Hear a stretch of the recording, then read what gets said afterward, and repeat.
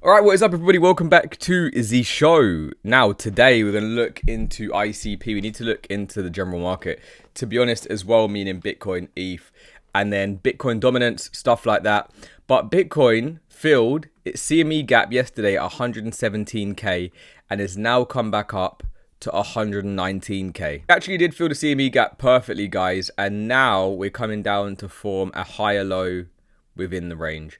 So again, we did have a very big bearish engulfing candle on the daily yesterday, and we do need to break back out above 119.9 to 120k, guys, but still forming higher lows on this price structure here, guys. So we haven't really broken down anything. I do think it could be the time for us to actually start to get some rotation from ETH into some of our large caps, and we're starting to see that already, guys. Everybody was irresponsibly long, and over 100 billion in the crypto market was wiped out over the past 24 hours. That's not 100 million, that's 100 billion. The numbers are getting big, guys. So again, if you are trading and stuff like that, you know, be careful with how much leverage you're using, because it's easy to say, right, I want to just 20x leverage now that everything's pumping, but a day like yesterday could completely wipe your stack out, guys. Now, I saw this yesterday, guys, and it says ICP is no longer in the top 50 cryptos by market cap. It was pushed to 51, right? This was posted yesterday, but you go to CoinMarketCap and it's number 39. So yeah, be careful. I mean, there's only a few hundred million in it, but yeah, be careful of these things, because people are now starting to shit post about ICP's position in the cryptocurrency market. You can see here with your own two eyes, number 39, guys, $5.40. And remember, we invest into different projects for different reasons, right? So ICP for the tech, obviously, it is one of the most advanced blockchains and has the highest Nakamoto coefficient across all blockchains on ChainSpect.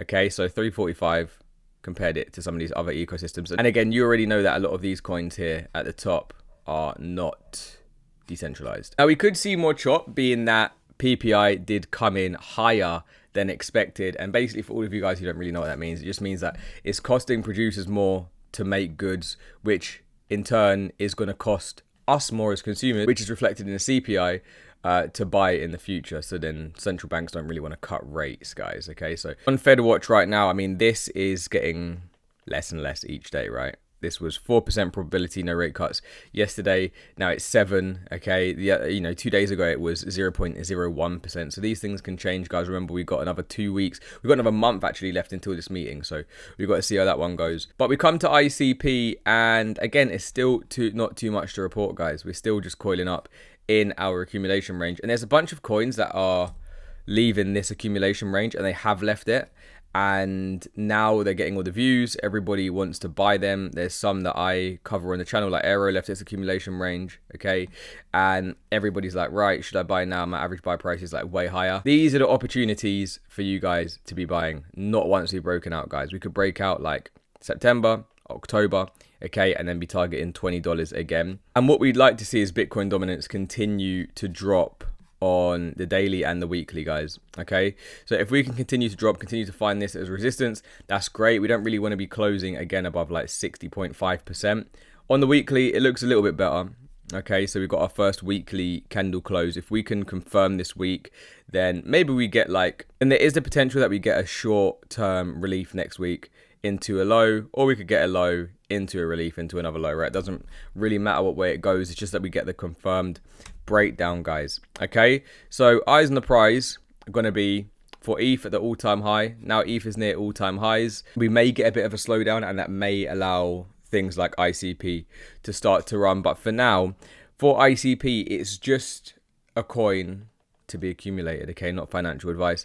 But for me, I've got my ICP stack. I'm not trying to rotate it. A lot of you guys say, you know, I sold my ICP stack for this, and I sold that for this, and I sold that for this.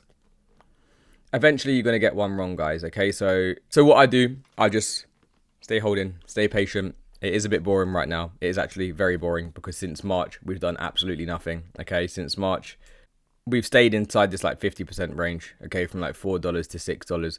But the eyes on the prize is going to be around $7 for us to break, and then this resistance zone here, guys. Let's stick to the plan. You guys let me know how you're feeling about the market in the comment section. If you made it this far, you know what to do.